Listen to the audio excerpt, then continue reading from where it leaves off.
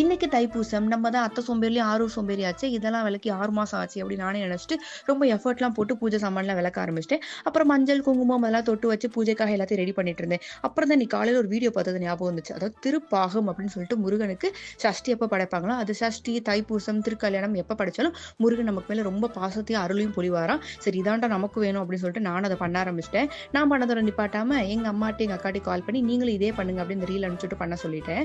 அவங்களும் இதே மாரி பண்ணியிருந்தாங்க. அந்த வீடியோலாம் நான் வந்து லாஸ்ட்ல ஆட் பண்ணியிருக்கேன். பார்த்துட்டு எது நல்லா இருக்கு நீங்களே கமெண்ட்ல சொல்லுங்க.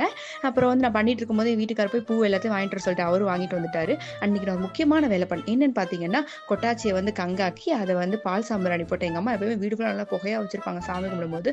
நான் இது வரைக்கும் பண்ணதே இல்ல. அப்புறம் கொட்டாச்சியெல்லாம் கங்காக்கும் போது தான் யோசிச்சேன், ஆஹா நம்மட்ட சாம்பிராணி கரண்ட் இல்லையே ஊர்லயே வச்சுட்டு வந்துட்டோமே. சரின்னு சொல்லிட்டு சும்மா ஒரு தட்டுல வச்சு இப்போதைக்கு மேனேஜ் பண்ணிக்கலாம் அப்படின்னு சொல்லிட்டு வச்சுட்டு சாமி நல்லா நிறைவாவே கும்பிட்டோம். இந்த வீடியோ உங்களுக்கு பிடிச்சிருந்தா மறக்காம என்னோட சேனலை சப்ஸ்கிரைப் பண்ணிக்கோங்க. வீடியோவை லைக் பண்ணிக்கோங்க. இன்னும் மத்த வீடியோஸும் செக் அவுட் பண்ணி பாருங்க.